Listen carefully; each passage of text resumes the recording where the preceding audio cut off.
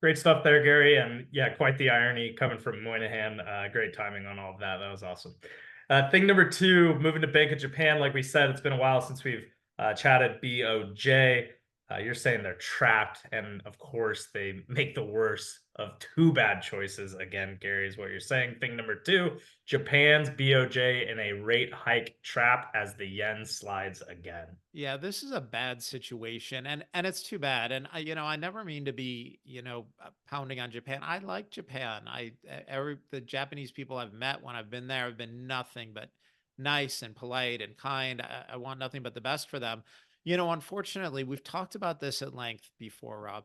Unfortunately, what Japan did in order to deal with issues with their economy is they tried an enormous amount of stimulus over a really long period of time.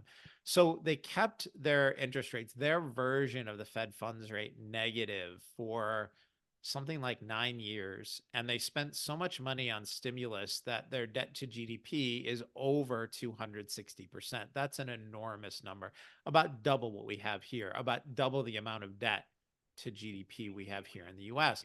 And so, basically what's happened is once central banks all over the world, banks like, the European Central Bank, the Bank of England, the United States Federal Reserve, once they started raising rates in 2022, that made the Japanese yen less attractive in comparison. When you could get, 3, 4, 5% in US Treasury bills or Treasury bonds, depending on the duration you were looking at, and Japanese government bonds were trading somewhere between 0 and 1%.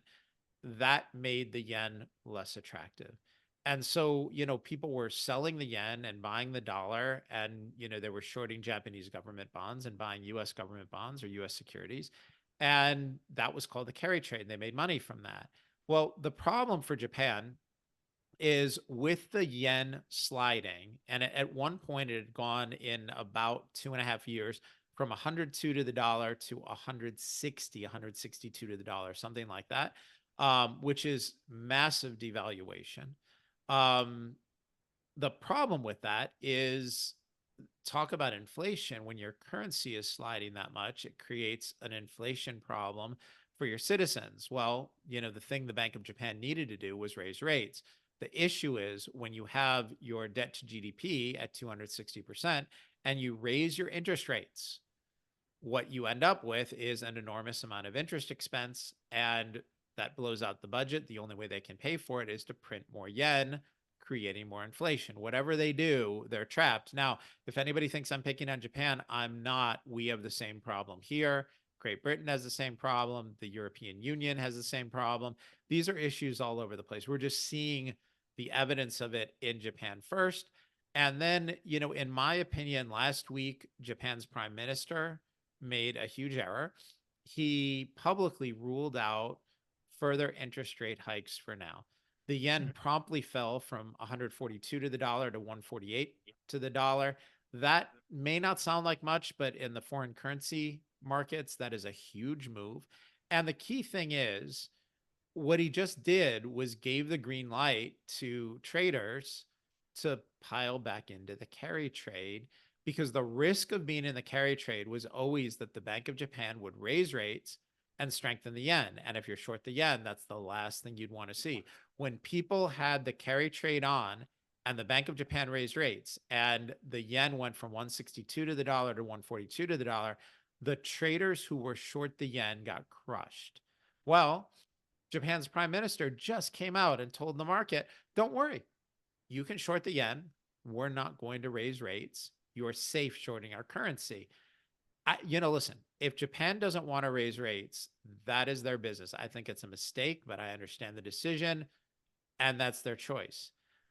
But you don't need to say it publicly. You don't need to tell the public, don't worry. What I would have done if I would have been them is call the Bank of Japan and say, hey, just so you know, we don't want you raising rates. Do you concur? The Bank of Japan says, okay, we understand. We're not going to raise rates. And then everybody says, this is a private conversation. You go out in public and you say, hey, everyone, we just want to let you know that, we've spoken with the Bank of Japan. We're not sure what we're going to do with interest rates. And maybe we'll raise them, maybe we'll keep them the same. And, you want to short the yen, you're going to be taking risk. And that would have bought Japan a little more flexibility, a little more rope by giving the trading world certainty, by communicating those plans in advance. They just made it easier to short their own currency. Listen, I think both decisions were wrong, but if they're going to make the decision to not raise rates, then just keep it to yourself. I don't know why they felt the need to communicate that in public. Gary, with the huge amount of debts and then reducing the value of their currency, um, is that malpractice or is that debasement of the dollar by design? And then my question would be too, is like you mentioned it, we're seeing very eerily similar things happening here in the United States as well. Well, so for clarity, Rob, I all fiat currencies end up getting debased. They all go to zero. One of the things we've talked about at length is in history, there have been 775 fiat currencies. Again, for people who don't do this for a living, a fiat currency is simply a government sponsored currency.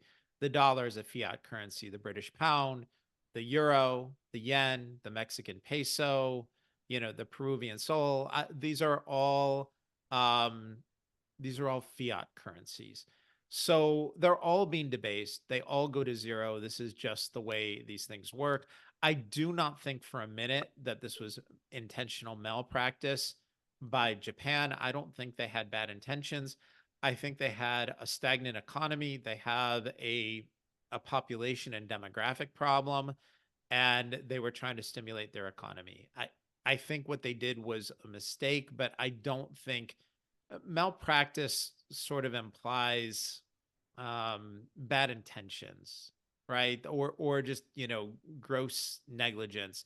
I think they looked at it and they made a decision, and this is a problem. And you're right, everybody's making that same wrong decision, and it's a problem. And this again is why we're seeing gold at all-time highs, why we're seeing silver, huge rebound off the bottom, why Bitcoin in the last year has gone from, 15,000 to above 60,000. The world is moving toward, this is why we're calling this episode, right? The higher commodity price issue. People are starting to get really worried about fiat currencies and moving to harder assets.